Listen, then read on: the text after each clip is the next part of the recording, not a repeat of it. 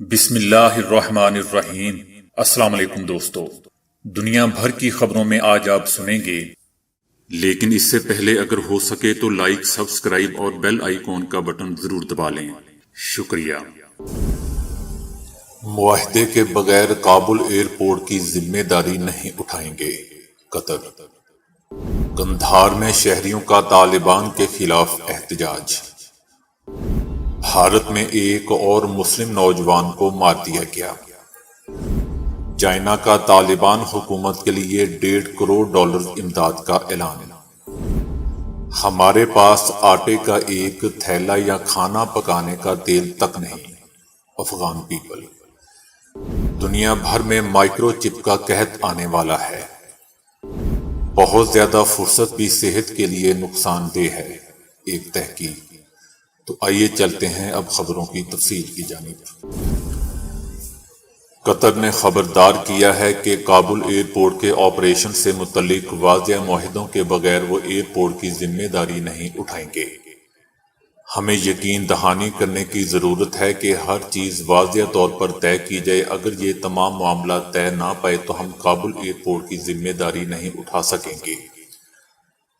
Kabul airport کے operation سے متعلق مذاکرات جاری ہیں۔ ایسے معاہدے کی ضرورت ہے جس میں سب کے لیے اور تمام فریقوں کے لیے واضح ہو کہ ٹیکنیکی معاملات کون دیکھے گا اور سیکیورٹی سے متعلق معاملات کی ذمہ داری کون اٹھائے گا۔ ترکی، طالبان اور ہمارے درمیان بات چیت جاری ہے۔ امریکہ کے افغانستان سے مکمل انخلاء کے بعد سے قطر ایئر ویز کی کئی پروازیں کابل ایئرپورٹ پر اتر چکی ہیں۔ قطر ایئر ویز کی پروازوں کے ذریعے امدادی سامان کابل پہنچایا گیا ہے، جبکہ غیر ملکی پاسپورٹ رکھنے والے افغانوں کو بھی دوحہ لے جایا گیا۔ دوستو، یاد رہے کہ امریکی اور غیر ملکی آرمی کا انخلاء مکمل ہونے کے بعد پیر کو پاکستان قومی ایئر لائن PIA کی پہلی کمرشل پرواز کابل ایئرپورٹ پر اتری تھی۔ افغان ایئر لائن نے اندرون ملک پروازوں کا آغاز 3 ستمبر سے کر دیا تھا، تاہم باقاعدہ کمرشل پروازوں کی بحالی طالبان کی قیادت کے لیے ایک امتحان ہوگا، جو بارہا یہ یقین دہانی کرواتے رہے ہیں کہ افغانوں کو ملک چھوڑنے کی آزادی ہوگی۔ ہزاروں افغان شہریوں نے افغانستان کے جنوبی شہر قندھار میں طالبان کے خلاف احتجاج کیا ہے۔ احتجاج اس وقت شروع ہوا جب رہائشیوں کو آرمی کالونی خالی کرنے کا کہا گیا۔ قندھار میں گورنر ہاؤس کے سامنے مظاہرین اس وقت جمع ہوئے جب تقریباً 3000 خاندانوں کو کالونی چھوڑنے کا کہا گیا۔ مقامی میڈیا کی فوٹیج میں دکھایا گیا ہے کہ لوگوں کا ہجوم شہر میں سڑک بلاک کر رہا ہے۔ اس علاقے میں بنیادی طور پر ریٹائرڈ آرمی جنرلوں کے خاندان اور افغان سیکیورٹی فورسز کے دیگر اراکین رہائش پذیر ہیں۔ یہاں بعض خاندان 30 برس سے زائد عرصے سے مقیم ہیں۔ انہیں یہ علاقہ خالی کرنے کے لیے 3 دن کا وقت دیا گیا تھا۔ دوسری جانب طالبان نے اس پر تبصرہ کرنے کی درخواست کا جواب نہیں دیا ہے۔ 1 ماہ پہلے کابل پر قبضہ کر کے افغانستان کا اقتدار سنبھالنے والے طالبان کے خلاف وقتاً فوقتاً مظاہرے ہوتے رہے ہیں، جن میں سے بعض مہلک جھڑپوں کے بعد ختم ہو گئے، لیکن منگل کو ہونے والے اس مظاہرے میں تشدد کی کوئی مصدقہ اطلاعات نہیں ملی۔ بھارتی ریاست اتر پردیش میں ہندو انتہا پسندوں نے مسلمان نوجوان کو تشدد کر کے جان سے ہی مار دیا۔ بھارتی میڈیا کے مطابق اتر پردیش کی تحصیل شاملی سے تعلق رکھنے والے 22 سالہ نوجوان سمیر کو لاٹھیوں کے وار کر کے مار دیا گیا۔ اس بارے میں متوفی سمیر کے چچا عادل کا کہنا ہے کہ سمیر کام سے گھر آتے وقت بس اسٹیشن پر اترا تو ہندوؤں نے اس پر حملہ کر دیا، جس سے یہ گھناؤنا واقعہ پیش آیا۔ طالبان حکومت کے وزیر خارجہ مولوی امیر خان متقی سے چائنا کے ایلچی وانگ یو نے ملاقات کی اور انسانی ہمدردی کی بنیاد پر مالی امداد کا اعلان کیا ہے۔ ترجمان طالبان کا کہنا تھا کہ ملاقات میں چائنا کے ایلچی برائے افغانستان وانگ یو نے نئی حکومت کے قیام پر مبارکباد دی اور نیک تمناؤں کا اظہار بھی کیا۔ اس موقع پر چائنا کے ایلچی نے کورونا ویکسین کی 30 لاکھ خوراکیں اور انسانی ہمدردی کی بنیاد پر $1.5 کروڑ کی مالی امداد کی فراہمی سے آگاہ کیا۔ امارات اسلامیہ افغانستان کے وزیر خارجہ مولوی امیر خان متقی نے چائنا کی مالی امداد پر شکریہ ادا کرتے ہوئے کہا کہ چائنا اور افغانستان ہمسایہ ممالک ہیں۔ دوستو، یاد رہے کہ 8 ستمبر کو چائنا کے وزیر خارجہ وانگ نے پاکستان، ایران، تاجکستان، ازبکستان اور ترکمانستان کے ہم منصبوں کے ساتھ ویڈیو کانفرنس کے دوران افغان شہریوں کے لیے $3.10 کروڑ کی مالی امداد کی پیشکش کی تھی، جو غذائی قلت اور کورونا وبا پر خرچ کی جائے گی۔ کابل پر قبضے کے 1 مہینے بعد بھی طالبان کو ایسے مسائل کا سامنا ہے جو حل نہیں ہو پا رہے، جبکہ وہ اپنی تیز رفتار عسکری فتح کو پائیدار امن والی حکومت میں تبدیل کرنا چاہتے ہیں۔ 4 دہائیوں کی جنگ اور لاکھوں لوگوں کی ہلاکتوں کے بعد اب سیکیورٹی کی صورتحال کافی بہتر ہے، لیکن گزشتہ 20 سالوں سے سینکڑوں ارب ڈالرز کے ترقیاتی اخراجات کے باوجود افغانستان کی معیشت تباہی کا شکار ہے۔ خشک سالی اور قحط ہزاروں افراد کو دیہاتوں سے شہروں کی طرف لے جا رہے ہیں، جبکہ ورلڈ فوڈ پروگرام کو خدشہ ہے کہ اس مہینے کے آخر تک خوراک ختم ہو سکتی ہے، جو 1.40 کروڑ افراد کو بھوک کے دہانے پر پہنچا سکتی ہے۔ اگرچہ مغرب کی زیادہ توجہ اس بات پر مرکوز ہے کہ آیا نئی طالبان حکومت خواتین کے حقوق کے تحفظ کے اپنے وعدے کو پورا کرے گی یا نہیں، تاہم بہت سے افغانوں کے لیے بنیادی ترجیح بقا کا ہے۔ کابل کے ایک رہائشی عبداللہ کا کہنا ہے کہ ہر افغان بچہ بھوکا ہے، ان کے پاس آٹے کا ایک تھیلا یا کھانا پکانے کا تیل تک نہیں ہے۔ کابل میں لوگ نقد رقم کے لیے اپنا گھریلو سامان بیچ رہے ہیں، بینکوں کے باہر ابھی طویل قطاریں ہیں۔ ملک کے کم ہوتے ہوئے زر مبادلہ کو محفوظ بنانے کے لیے پیسے نکالنے کی ہفتہ وار حد $200 یا 20,000 افغانی کر دی گئی ہے۔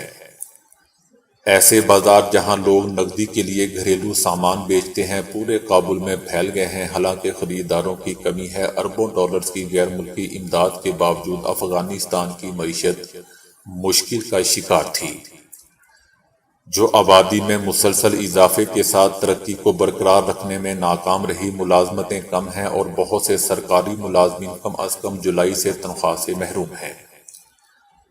اگرچہ زیادہ تر لوگ فی لڑائی کے خاتمے کا خیر مقدم کرتے دکھائی دیتے ہیں، لیکن معاشی بدحالی کی وجہ سے راحت کم ہوئی ہے۔ ایک افغانی کا کہنا تھا کہ اس وقت سیکیورٹی کافی اچھی ہے، لیکن ہم کچھ نہیں کما رہے۔ مغرب کی زیادہ توجہ اس بات پر مرکوز ہے کہ آیا نئی طالبان حکومت خواتین کے حقوق کے تحفظ کے اپنے وعدے کو پورا کرے گی یا نہیں۔ ہر روز چیزیں خراب ہوتی جا رہی ہیں۔ دوسری جانب گزشتہ مہینے سے غیر ملکی انخلاء کے بعد ہوائی اڈے کے دوبارہ کھلتے ہی طبی امداد کی پروازیں آنا شروع ہو گئی ہیں۔ بین الاقوامی ڈونرز نے $1 ارب سے زائد امداد کا وعدہ کیا ہے تاکہ افغانستان کو ٹوٹنے سے بچایا جا سکے۔ دنیا بھر میں بالخصوص کار سازی کے شعبے میں مائکرو چپ کی کمی ایک بحران کی شکل اختیار کر چکی ہے۔ لگتا یوں ہے کہ ایک ساتھ کئی عناصر نے مائکرو چپ کے بحران کو جنم دیا ہے۔ پہلے کورونا کی وجہ سے لوگ گھروں تک محدود رہے اور کاروں کی عالمی فروخت میں نمایاں کمی واقع ہوئی، جس سے بڑی کمپنیوں نے پیداوار نصف کر دی۔